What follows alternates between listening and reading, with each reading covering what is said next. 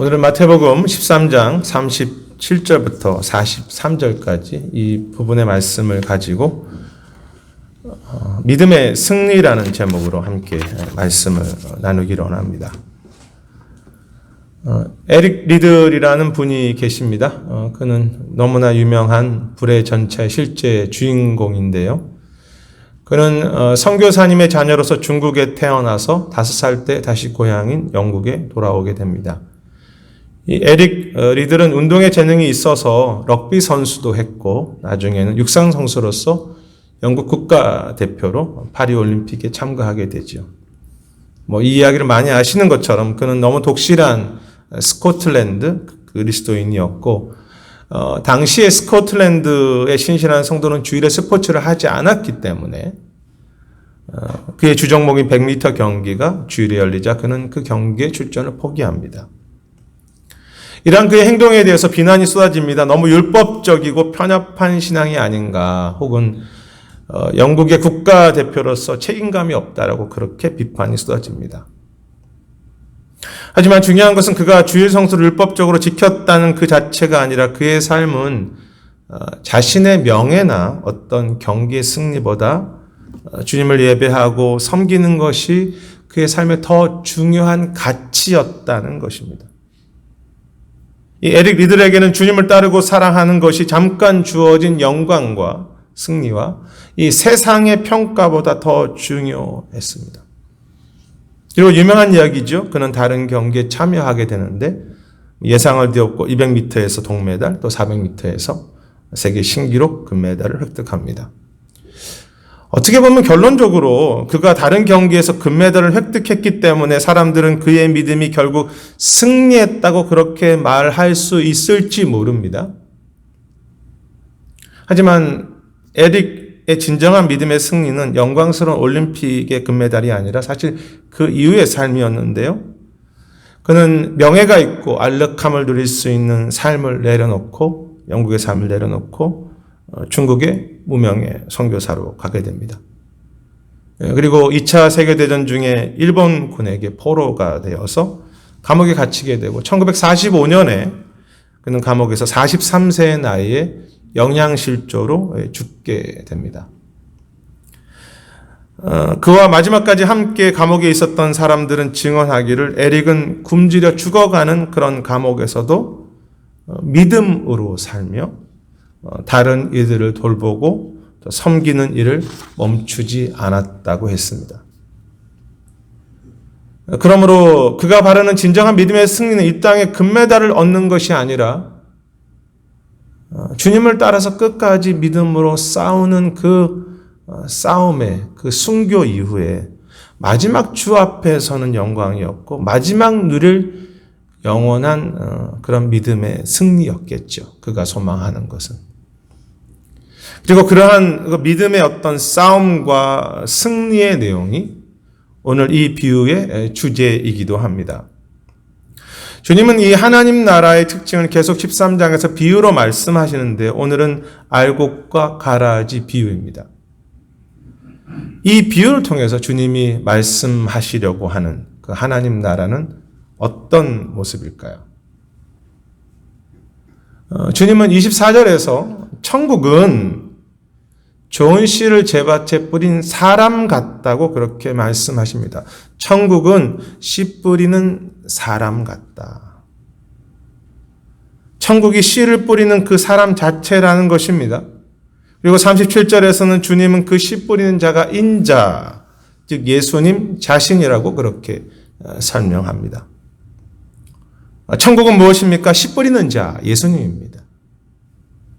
천국은 주님이 가져오신 많은 것들을 물론 포함하기는 하지만 사실 예수님 자체가 천국이시며 그분이 계신 곳이 하나님 나라이죠. 그분을 따라가고 그분과 동행할 수 있다는 것. 그분의 임재 자체가, 그분이 계신 곳 자체가 바로 은혜의 하나님 나라입니다.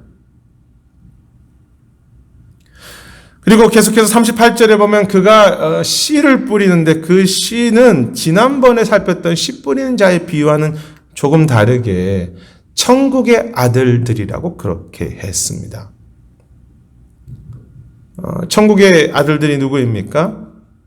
그 예수님이 뿌린 그 말씀의 씨앗을 받아들이고 천국의 가치와 천국을 소망하는 사람들이 그 좋은 씨이고, 결국 그 천국의 사람들이 알곡이지요.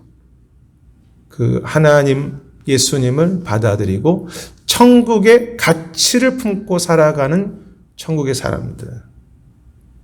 그 천국의 사람들, 그 씨, 그 하나님의 나라가 계속 커져갑니다. 자라갑니다. 그런데 문제가 있습니다. 25절에 보면 원수가 와서 그 알곡 가운데 가라지를 덧뿌리고 갔다고 했습니다. 씨가 하나님의 사람들이 이렇게 천국이 자라가는데 가라지도 함께 자라갑니다. 그리고 39절에서는 이걸 설명하시면서 주님은 그 원수는 마귀, 사탄이라고 말씀하셨는데요. 그러므로 가라지를 뿌리는 그 원수는 사탄을 의미하며 또 사단적인 삶 자체 어떤 그런 가치관도 포함하겠죠. 그리고 가라지는 그 어떤 세상의 방식, 사단의 다스림으로 세상의 가치관, 세상의 어떤 방식으로 붙잡고 살아가는 그런 모든 모습을 가라지라고 말할 수 있을 것입니다. 주님이 말씀하신 하나님 나라는 어떻습니까? 주님이 시작하신 하나님 나라가 자라가고 있습니다. 천국의 자녀들이 자라가고 있습니다. 믿음사의 사람들이 생겨가고 이제 예수님으로 시작해서 계속 그 나라가 커져갑니다. 그러나 그러한 믿음의 은혜만 자라가는 것이 아니라 세상의 힘도 여전히 함께 자라가며 함께 커져가는 하나님의 나라라는 것이죠. 제가 화면에 띄우지 않았지만 흥미로운 것은 29절에 이제 가라지를 보고 종들이 그 주인에게 가라지를 뽑을까요? 라고 그렇게 물어봅니다. 뭐 그런 마음이겠죠. 가라지가 보이니까. 근데 주인이 그 가라지를 그대로 두라고 그렇게 말씀하셨습니다. 여기서 그 주인이 가라지를 가만히 두라는 것은 우리에게 어떤 악이 있는데 그것을 고치지 말고 포기하라든지 어떤 잘못을 그대로 바르게 새롭게 하지 말라는 뜻은 아닙니다. 그것이 이 비유의 핵심이 아니죠. 뭐 그냥 악이 있으니까 그냥 돌아 이런 의미도 아닙니다. 또한 이 비유는 교회 안에 서로를 구별하라고 주신 것도 아닙니다. 뭐 적지 않은 경우 이 비유를 해석해 가면서 교회 안에도 알곡과 가라지가 있으니 잘 구별해야 한다거나 우리는 그 가라지가 되지 말고 알곡이 되자라고 그렇게 설명하는데요. 그것은 이 비유의 어떤 작은 적용이 될 수는 있겠지만 사실 이 비유의 원래 전체 그 목적은 아닙니다. 38절에 보면 이 씨가 뿌려진 밭이 교회가 아니라 세상이라고 했습니다. 즉 교회 안에서 뭐 누가 알곡이고 누가 가라지인지를 구별하는 것이 이 비유의 핵심이 아니죠. 그렇다면 주님은 이 비유를 통해서 말씀하시려는 것이 무엇입니까? 그것은 하나님의 나라가 시작되었지만 원수의 영향력도 여전히 함께 한다는 것입니다. 그래서 우리는 계속 믿음의 인내로 믿음의 싸움을 계속 싸워야 한다는 것이 이 비유의 핵심이죠. 하나님 나라가 커져가는데 사단의 영향력도 커져갑니다. 분명 하나님의 은혜로 주님의 나라가 시작되었죠. 천국의 아들들, 믿음의 사람들이 교회가 시작되고 자라갑니다. 너무 귀한 일이지 않습니까? 하지만 가라지, 즉 사단 혹은 세상의 영향력도 결코 멈추지 않고 계속 공존한다는 것입니다. 아니 어쩌면 알곡보다 가라지가 더 키가 커 보입니다. 어떤 믿음의 싸움 혹은 믿음의 갈등이라고 할까요? 교회가 세상에 존재하지만 세상이 잘 변화되지 않습니다. 분명 믿음으로 시작한 교회인데 교회 안에 들어가 보면 믿음보다 세상적 가치관으로 교회 안에서 더 많이 살아갑니다. 언제까지 그렇다는 것입니까? 마지막 주님이 다시 오실 때까지, 심판 때까지 사단의 영향력이 계속해서 함께하는 것. 그리고 그것이 바로 초대교회의 모습이 아니었습니까? 초대교회 신앙이 부족해서 그들이 냄새나지 않았습니다. 그들은요, 십자가를 보았고 순교하는 마음으로 십자가를 따르는 이들이었지만 교회 안에는 수많은 세상적인 가치관들과 싸움과 경쟁 그리고 냄새나는 모습들, 문제들로 가득했습니다. 그것이 서신서의 내용이죠. 마치 오늘날의 우리 교회들처럼. 그것이 저나 여러분의 갈등이 아닙니까? 주님, 왜 주님의 나라가 2000년 전에 시작됐는데 여전히 세상은 더 악이 많아져 가는 것 같고요. 믿음의 교회들인데 교회들의 모습은 왜 진정한 헌신도 믿음의 성숙도 믿음의 결단도 더 힘을 잃어가는 듯해 보입니까? 주님, 많은 학자들은 이 비유가 이러한 갈등 속에서 살아가야 할 천국의 아들들, 즉 알곡들에게, 자녀들에게 주님이 미리 주신 권면이자 위로라고 그렇게 해석합니다. 여전히 세상의 모습이 너 안에 있을 거야. 악과 그 사단과 싸우는 믿음의 갈등과 싸움이 너 안에, 교회 안에, 세상 속에 계속 될 거야. 주 앞에 서는 날까지 믿음의 싸움이 있을 거야. 그러니 낙심하지 마. 저는 이 말씀을 묵상하면서 제 자신에게 이 말씀을 적용해 본다면, 제 마음도 일종의 세상이기 때문에, 개인적인 적용입니다만, 이 알곡과 가라지의 싸움이 저에게도 계속되고 있다고 생각합니다.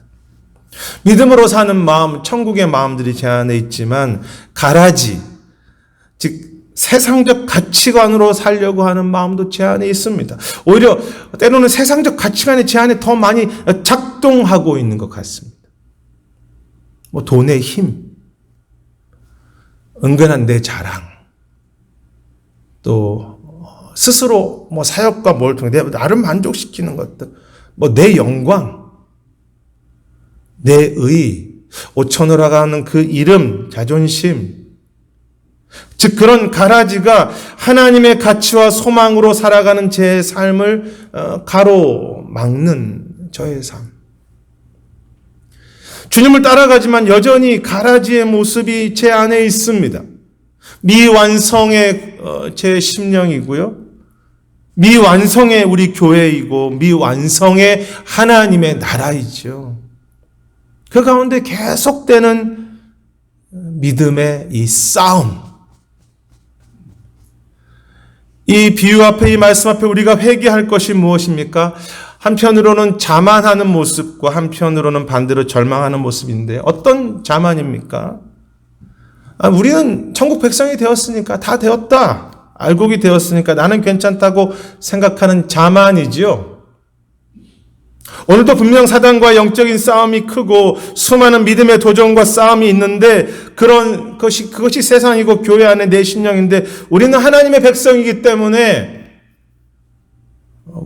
문제가 없어야 된다라고만, 문제가 없다고 착각하면서 그러한 믿음의 싸움에 무관심하게, 오늘 내가 십자가를 져가야 되는 삶에 무관심하게 사는 자만을 회개해야죠. 구원받았으니 다 되었다라고 멈추어 서는 것입니다. 또 반대로 어떤 것을 회개해야 돼? 절망인데요, 회개할 것이. 포기하고 절망하는 것인데 어떤 절망입니까? 하나님을 나라를 소망하는 교회가 왜 이 모양이냐고. 우리는 이런 갈등과 미안성은 싫다고 포기하고 서로를 알곡이라고 가라지라고 구분하면서 결국은 절망하는 것입니다. 우리는 할 수 없지 않겠습니까? 하나님의 나라를. 내가 심판자가 되어서 얘는 알곡이고 쟤는 가라지라고 심판하는 것이죠. 주님께서 그 한 영혼을 그리고 이 공동체를 겉으로 볼 때는 부족해 그 공동체를 어떻게 이끄실지 모르는데 내가 먼저 포기하고 어떤 이상적인 공동체만을 꿈꾸거나 우리는 안 된다고 절망하면서 실제로 자라나고 있는 이루어지는 하나님의 알곡의 성장은 보지 못하는 것입니다.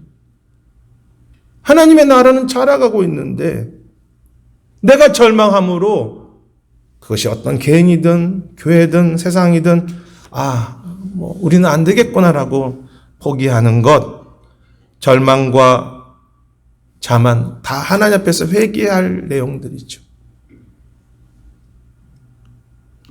하나님의 나라와 사단의 영향력이 세상의 나라가 함께 공존하는 하나님의 나라입니다. 김남재 목사님이 쓰신 영적인 그리스도인, 육적인 그리스도인이라는 책은 우리의 삶을 어떤 사람은 육적이고 영적이 나누려는 뜻이 아니고요.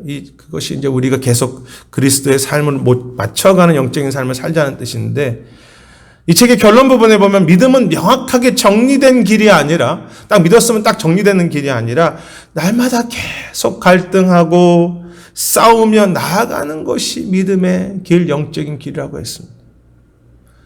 즉 영적인 신앙과 육적인 신앙이 싸움이 내 안에 그리고 외부적으로 늘 있다는 것입니다. 그는 이렇게 말합니다. 밖으로는 많은 유혹과 세상의 핍박과 싸워야 하고 세상과 싸워야 하고 내 안에는 그 악한 내 죄성과 내 중심적인 삶을 살려고 하는 그 내 본성과 계속 싸워야 하기 때문에 날마다 깨어서 하나님의 능력을 구해야 한다고 했습니다.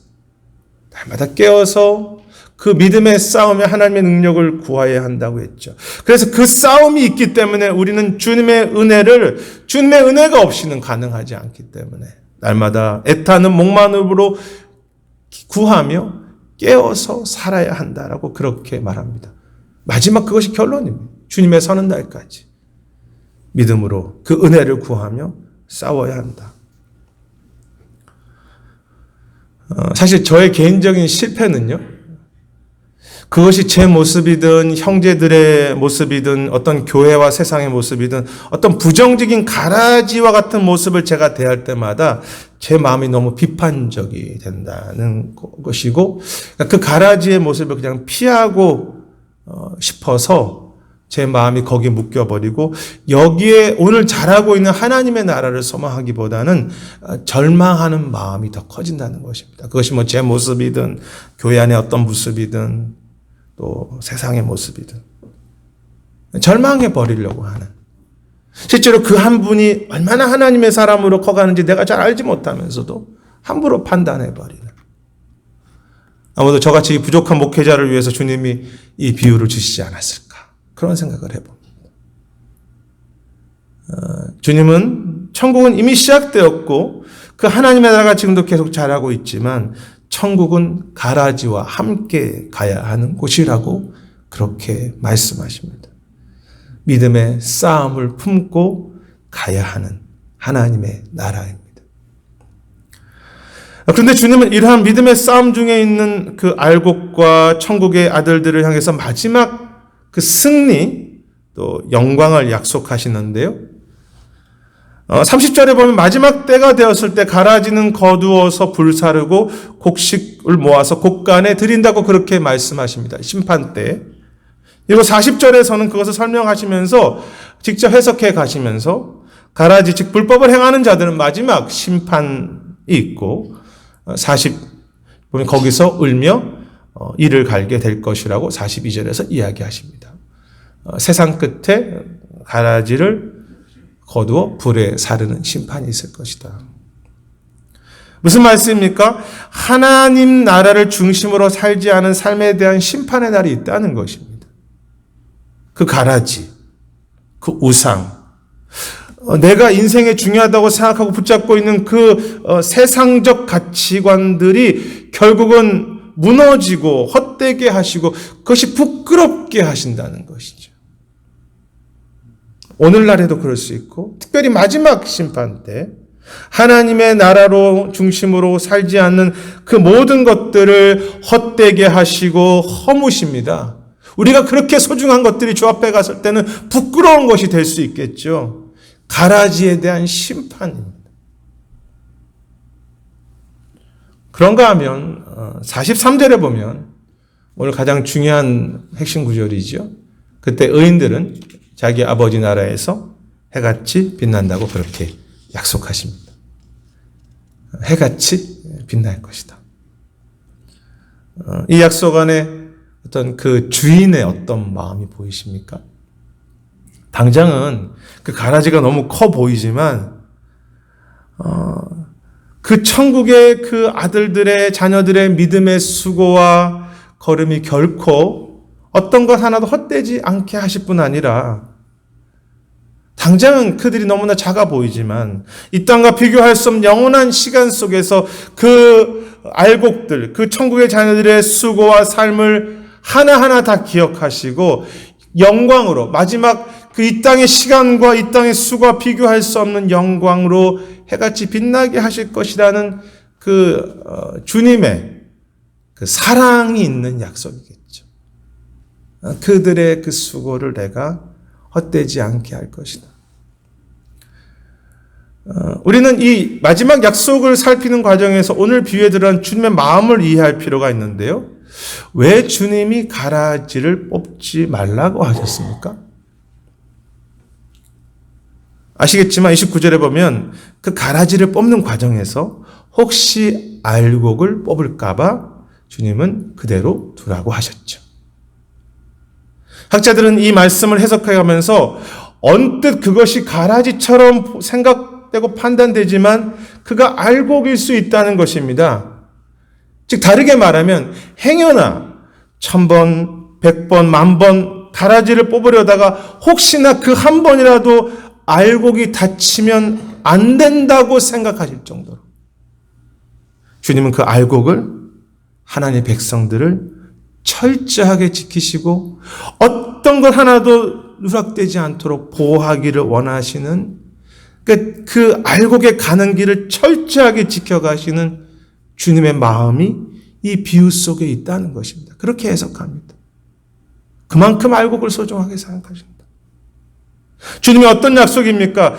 그들의 믿음이 가라지에 있어서 잠시 실패하는 것처럼 보이고 그들의 믿음이 잘 구분되지 않지만 그 믿음 속이 그 믿음이 세상적 가라지에 비해서 너무 작은 것 같지만 주님은 그 믿음 하나하나를 보호하시되 하나의 알곡도 손상되지 않도록 철저하게 그 믿음, 그 믿음의 싸움, 그 하나님의 자녀들을 보호하시면서 그 가운데 하나님의 그 알곡들이 자라갈 수 있도록, 즉 하나님의 나라가 흔들리지 않고 계속 자라가게 하신다는 것입니다.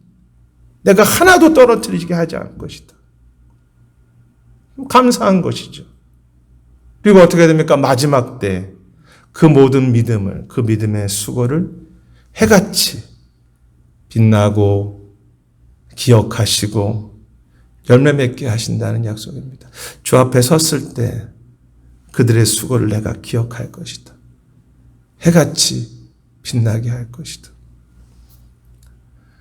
여러분, 이 구약에도 보면은 해같이 빛나게 하신다는 비슷한 약속이 다니엘서 12장에 나옵니다. 그 다니엘서는 다른 이들을 옳은 대로 돌아오게 하는 자들은 별같이 빛나게 하신다는 약속이 나옵니다. 옳은 대로 돌아오게 하는 자들은 별같이 빛나게 하신다. 옳은 대로 돌아오게 하는 자들. 우리식으로 오늘 말씀식으로 말하면 하나님의 나라의 주인이신 그 왕을 사모하는 자들. 그 천국의 백성으로 그 천국을 소망하면서 그 왕의 법과 그 뜻으로 살려고 믿음의 싸움을 포기하지 않고 가는 자들. 비록 가라지에 가려서 그 믿음의 성장이 잘 보이지 않아도 그가 있는 그곳에서 그 작은 십자가, 나의 십자가를 지면서 사는 자들. 주님의 나라를 소망하고 그 주님의 나라가 이 땅에 오기를 소망하면서 약한 자, 악한 자들을 축복하고 섬기는 이들. 그리고 결국 그들의 삶 속에 마지막 하나님의 그 별과 같이 빛나는, 해같이 빛나는 승리의 노래와 영광을 주시겠다는 그 약속이 다니엘서의 약속이고 오늘 말씀의 약속입니다. 마지막 그 승리의 영광이 그에게 있을 것이다. 세상과 비교할 수 없는. 그런데 여러분, 엄밀하게 보면 하나님의 아들들은 내가 대단해서 알곡이 된 것은 아니죠. 주님이 뿌리셨기 때문에 은혜로 천국의 자녀들을 알곡이 되지 않았습니까? 내 의로 알곡이 된 사람이 있습니까? 알곡이 자랑할 곳이 없습니다. 물론 그 알곡이로 태어나고 나서 믿음의 싸움과 고난과 수고가 있죠. 왜 그것이 소중하지? 왜 그것이 어렵지 않겠습니까? 막 싸워야 합니다. 가라지 안에서 살기 쉽지 않고 알곡으로서 믿음의 결단과 싸움과 십자가를 져야 하는 삶이죠. 하지만 그 십자가를 지는 믿음의 싸움 중에도 주님은 그 알곡 하나라도 어떻게든 다치지 않고 철저하게 보호하시는 그 은혜를 계속 주시죠. 나는 아무 자격이 없이 은혜로 알곡이 되었고요. 알곡으로 만들어졌고, 은혜로 오늘도 알곡을 보호하시고 계속해서 그 알곡을 일으키십니다. 사실 그렇게 가라지가 있는 믿음의 싸움에서 은혜 주셔서 나에게 오늘도 걷게 하셔서 십자가의 길을 걸어갔을 뿐인데, 그것도 은혜인데, 지금까지 은혜로 만드시고 은혜로 오늘도 살게 하신 것도 또 감사 은혜인데, 나 같은 자가 섬겼던 그 수고, 그 헌신을 해같이 빛나게 하신다는 그 약속을 하시는 것입니다. 자랑할 것이 아무것도 없는데, 내가 대단하게 한 것도 없는데 그냥 은혜 주셔서 시작했고, 은혜 주셔서 걸어갔고, 은혜 주셔서 끝까지 붙잡고 살아갔는데 마지막에는 나 같은 자에게 별같은 존재로 되게 하신다는, 그게 하나님의 약속이죠. 그래서 은혜 위에 은혜라고 할 수 있고요, 은혜 위에 또 다른 은혜라고 할 수 있겠습니다. 여러분, 우리가 예배나 찬양과 우리 삶을 통해서 주님을 이렇게 찬양하고 감사해야 될 제목이 무엇입니까? 은혜 주셔서 믿음으로 시작했고, 씨 뿌린 자가 은혜를 주셨기에 하나님의 천국의 아들이 되었다는 것입니다. 믿음의 시작입니다. 그런데 그 알곡으로 믿음의 싸움을 사는 것이 쉽지 않아서 넘어진다고 생각했는데, 주님은 다시 은혜 주셔서, 지금도 내 안에 사셔서 그 믿음의 길, 그 믿음의 싸움, 십자가의 길을 갈 수 있도록 어떤 알곡 하나도 떨어지지 않도록 보호하시고 지키시는 그런 은혜이죠. 은혜의 여정. 근데 더 큰 은혜. 은혜로 시작했고 은혜로 살게, 마지막 더 큰 은혜. 은혜로 영광스럽게 하신다는 그 약속. 다 은혜로 살았던 것뿐인데, 걸어갈 뿐인데, 마지막에 나같이 죄인이고 교만하고 자주 넘어지는 부족한 자의 그 수고와 인내를 하나도 남김없이 기억하시면서, 내가 이 땅에서 했던 그 헌신과 고난과 수고와 감히 비교할 수 없는 영원한 해같이 빛나는 영광으로 세워주시는 은혜이죠. 그래서 은혜로 시작했고 은혜로 살고 마치는 것이 주님의 나라이고 주님의 약속이며, 우리가 찬양해야 할 그 씨 뿌리는 자, 왕이신 그리스도이고, 우리가 살아가는 신앙이고 주님의 나라와 약속이 아니겠습니까? 여러분도 그러시겠지만, 저의 신앙과 삶 속에 만약 오늘 은혜로 살게 하시는, 동행하시는 약속이나 마지막 주 앞에서는 그 영광스러운 그 은혜의 소망이 없다면, 그것이 저에게 없다면, 저는 어떻게 해서든지 십자가를 지는 것을 피하려고만 하거나, 오늘 주어진 모습들의 결과들에 제가 절망했을 것입니다. 그렇지 않습니까? 오늘 내가 죽을 때까지 열매가 없을 수도 있는데, 그 하늘의 마지막 영광이 없다면 어떻게 제가 계속 소망할 수 있겠습니까? 그리고 결국은 이 땅의 것들만 바라보니까 내 안전, 이 땅의 안락함, 잠시 주어지는 명예와 영광과 사람들의 관심과 칭찬으로 제가 계속 살아가게 되겠죠. 하지만 저나 여러분도 그러신 것처럼 비록 넘어지지만 오늘 나를 보호하시는 은혜가 있음을 믿고 지금도 하나님의 나라가 자라가고 있기 때문에 그 가라지 속에서 자라가고 있기 때문에 그리고 마지막 주 앞에서는 그 별과 같이 빛나는 영광을 주 앞에서는 그 감격스러운 영광을 때로는 흔들리고 붙잡지 못했다고도 다시 그 영광을 바라보기 때문에 믿음의 싸움을 포기하지 않으면 지금도 오늘 주어진 좁은 길, 십자가의 길을, 믿음의 길을 다시 걸어가기를 소망하는 것입니다. 저는 에릭 리들이 바라는 믿음의 승리가 이 땅에 얻는 승리였다면 그는 성수주의를 잘 지키고 믿음의 절개를 지키며 올림픽에서 금메달을 따는 정도로 만족했을 것이라고 생각합니다. 내 신앙이 이 정도면 좋지 않나? 내가 그래도 신앙으로 지켜서 금메달 땄으니까 참 자랑스럽지 않나? 정도가 됐을 것이라고 생각합니다. 왜 그도 인간인데 왜 사람들이 인정해주는 믿음, 사람들이 존경받는 그 신앙, 또 세상의 영광을 포기하고 내려놓는 것이 쉬웠겠습니까? 자신 안에도 지속적인 믿음의 싸움이 있었겠죠. 하지만 그는 그 믿음의 승리가 마지막 주 앞에 있다는 것을 분명히 알았기 때문에 소망했기 때문에 잠시 받는 영광보다 주와 함께 고난받는 것을 택하고 중국에 들어가서 복음을 전하고 어려운 자들을 돌본 것이죠. 아니 주님이 자신에게 주셨던 그 영광스러운 영원한 생명, 그 은혜, 그 십자가, 나를 그 알곡 삼으신 것, 그것이 지금도 그 안에 너무나 그 은혜로 일하고 있음을 믿었기 때문에 하루하루 다시 은혜로, 다시 십자가로 그렇게 걸어갔을 뿐입니다. 여러분도 그렇게 믿으시겠지만 제가 믿기는 그가 얻은 세상의 금메달과 비교할 수 없는 영원히 해같이 빛나는 믿음의 승리와 영광을 마지막 주 앞에 섰을 때, 그가 주 앞에 섰을 때 주님께서 그에게 사랑과 기쁨으로 그를 안으시면서 그 영광을 주실 것을 저는 분명히 확신합니다. 사단과의 싸움, 거대한 세상이라고 하는 가라지 앞에 실패처럼 보이는 알곡들,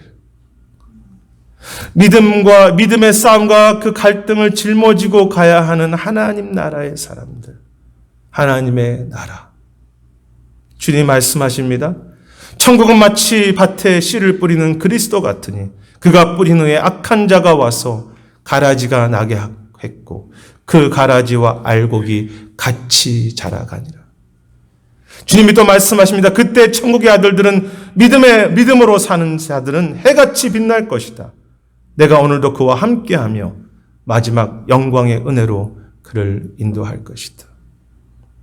오늘 가라지가 있고 또 수많은 고난과 아픔과 기다림이 있지만 그 하나님의 나라의 은혜와 마지막 약속을 붙잡고 우리 하루하루 좀 그 믿음의 싸움을 멈추지 않았으면 합니다. 주께서 그 싸움을 기억하시고 그 어떤 수고 하나하나도 영광스럽게 하실 것입니다.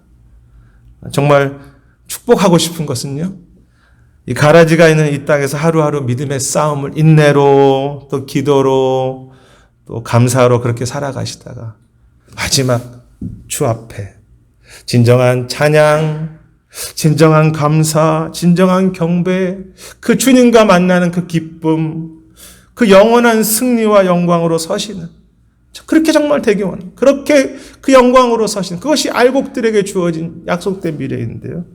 그렇게 서시는, 정말로 하나님 나라의 영광으로 그렇게 살아가시는 복된 주님의 자녀들이 되시기를 주님의 이름으로 축원하겠습니다. 기도하겠습니다. 주님, 갈등이 됩니다. 주님, 왜 가라지가 이렇게 많은가요, 주님? 왜 세상을 보면 주님의 나라가 있다고 하는데 교회들은 더 냄새나고 교회로 인한 영향력보다는 가라지가 더 커 보이는지, 주님의 나라가 마치 멈추고 있는 것처럼 보일 때가 많습니다. 주님, 이 약속을 붙잡게 하시고 가라지가 있지만 그곳에 천국이 자라나고 있으며 가라지가 있지만 주님께서 그 알곡들을 지키셔서 영원한 영광으로 이끄신다는 그 소망을 품고 오늘도 가라지가 있는 이 땅의 믿음의 싸움 속에 포기하지 않고 자만하지 아니하고 끝까지 그 믿음의 싸움을 싸워서 마지막 주님이 주신 그 영광에 이르는 그 승리에 이르는 우리 모두가 되도록 붙잡아 주시옵소서. 감사드리고 예수님 이름으로 기도드립니다. 아멘.